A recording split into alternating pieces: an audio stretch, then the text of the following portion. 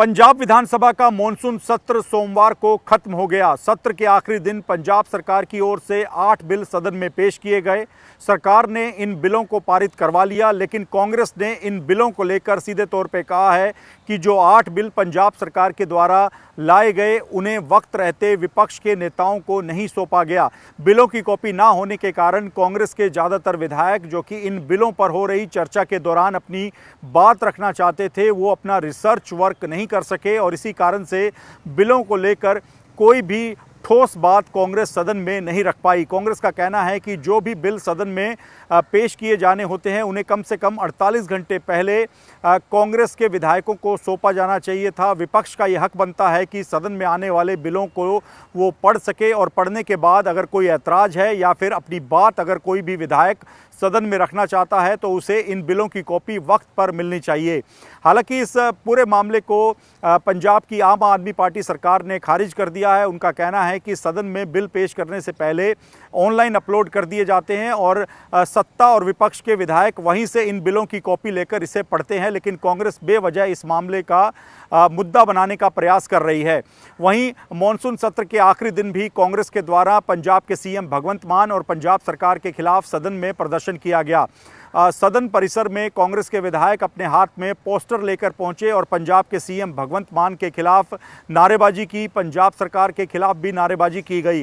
कांग्रेस का कहना है कि श्री अकाल तख्त साहिब के द्वारा पंजाब के सीएम भगवंत मान को लेकर जो आदेश पारित किया गया है उस पर पंजाब विधानसभा के स्पीकर को स्थिति स्पष्ट करनी चाहिए। इस मुद्दे को लेकर सदन में चर्चा होनी चाहिए। साथ ही कांग्रेस ने कहा है कि कई महत्वपूर्ण ऐसे मुद्दे हैं जिन पर सदन में चर्चा होनी चाहिए थी, जिसमें पेपर लीक का मुद्दा है, पंजाब की कानून व्यवस्था का मुद्दा है।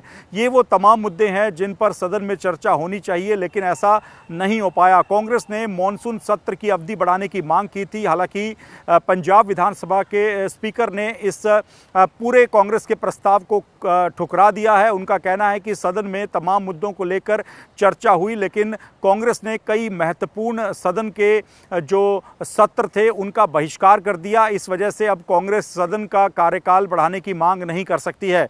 कांग्रेस ने विरोध किया, लेकिन इसके बावजूद जो 8 बिल पंजाब सरकार ने विधानसभा में पेश किए थे उन्हें पारित करवा दिया गया। इसमें कई महत्वपूर्ण बिल हैं। बताया जा रहा है कि पंजाब कॉमन इंफ्रास्ट्रक्चर संशोधन बिल, स्कूलों में मनमानी फीस बढ़ोतरी पर रोक से जुड़ा अनएडेड एजुकेशनल इंस्टीट्यूशंस फीस संशोधन बिल और Punjab state outsource personnel bill, ये प्रमुख बिल हैं जिन्हें सदन में पेश किया गया। आउटसोर्स कर्मचारियों से जुड़े बिल में करीब 65,000 आउटसोर्स मुलाजिमों को फ़ायदा मिलेगा। ये वो मुलाजिम हैं जो कि आउटसोर्सिंग और ठेकेदारी व्यवस्था से बाहर निकलकर अब पंजाब सरकार के अधीन आ जाएंगे। हालांकि ये कॉन्ट्रैक्ट पर ही रहेंगे, लेकिन पंजाब सरकार के साथ इनका कॉन्ट्रैक्ट अब आगे से हुआ करेगा। सत्र के आखिरी दिन सदन में कांग्रेस ने कई बार कई मुद्दों को उठाने का प्रयास किया, लेकिन सदन की कार्यवाही के दौरान पंजाब विधानसभा में जो भी बिल सरकार ने पेश किए उन्हें पारित करवा लिया गया। पंजाब सरकार की तरफ से जो आउटसोर्स कर्मियों को लेकर प्रस्ताव लाया जा रहा है उसका फ़ायदा 65,048 कर्मचारियों को सीधे तौर पर मिलेगा, जो कि अब कॉन्ट्रैक्ट पर काम जरूर करेंगे लेकिन पंजाब सरकार के अधीन आ जाएंगे। इसके साथ ही Punjab state outsource personnel bill 2026 और पंजाब कॉन्ट्रैक्चुअल पर्सनल बिल 2026 शामिल हैं। इन बिलों के साथ ही जो आउटसोर्स पर कर्मचारी है उनको काफ़ी फ़ायदा मिलेगा और इन कर्मचारियों को अब ज़्यादा लाभ मिला करेगा। जिन कर्मचारियों ने 5 साल की नौकरी पूरी कर ली है कॉन्ट्रैक्ट कर्मी के तौर पर, अब वो पंजाब सरकार के नए कॉन्ट्रैक्ट के अधीन आ जाएंगे। तो पंजाब विधानसभा में ये महत्वपूर्ण बिल थे। सरकारी स्कूलों और इंस्टीट्यूशंस की फ़ीस बढ़ोतरी पर 5% का जो कैप लगाने का बिल सदन में लाया गया, उसको लेकर सरकार का कहना है कि इससे आम जनता को काफ़ी फ़ायदा मिलेगा। प्राइवेट स्कूल जो मनमानी फ़ीस बढ़ोतरी करते हैं उस पर रोक लगेगी। तो फिलहाल पंजाब विधानसभा का मॉनसून सत्र सोमवार को ख़त्म हो गया। कई महत्वपूर्ण बिल पारित करवा लिए गए, लेकिन कांग्रेस का सीधे तौर पे कहना है कि विपक्ष को इस सदन के वक्त के दौरान कई महत्वपूर्ण मुद्दों पर चर्चा करवानी थी, उसकी मांग भी की गई थी, लेकिन स्पीकर ने इन मांगों को नहीं माना है। कांग्रेस ने कहा कि सिर्फ सरकार ने एक पूरा ड्रामा क्रिएट किया है, अपने जो बिल पारित करवाने थे उनको पारित करवा लिया गया, ना तो इन बिलों पर ठीक से चर्चा करवाई गई। वहीं दूसरी ओर जो पंजाब से जुड़े अहम मुद्दे थे उनको कहीं ना कहीं दरकिनार कर दिया गया।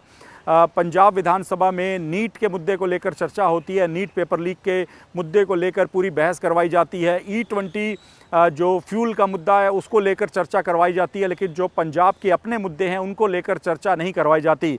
तो कांग्रेस के साथ ही बीजेपी ने कहा है कि सदन में पंजाब से जुड़े मुद्दों पर चर्चा नहीं होने दी गई। सरकार चाहती ही नहीं थी कि जिन मुद्दों को लेकर सरकार की किरकिरी हो रही है, जिसमें कानून व्यवस्था का मुद्दा है, पंजाब के कथित पेपर लीक का मुद्दा है, इन मुद्दों पर सरकार नहीं चाहती थी कि सदन में कोई चर्चा हो। इसी वजह से जनता का, विपक्ष का ध्यान भटकाने के लिए नीट पेपर लीक और E20 जैसे जो राष्ट्रीय मुद्दे हैं उनको सदन में लाकर चर्चा करवाई गई। फिलहाल पंजाब विधानसभा का मॉनसून सत्र खत्म हो चुका है और कुछ ही महीने के बाद चुनाव हैं। ऐसे में इस सत्र में भी लगातार सियासत जारी रही, जो आने वाले दिनों में भी लग रहा है कि कांग्रेस लगातार जिन मुद्दों को सदन में उठाना चाहती थी, अब उन्हीं मुद्दों को लेकर सड़क पर इन मुद्दों को उठाने का कांग्रेस लगातार प्रयास करती रहेगी।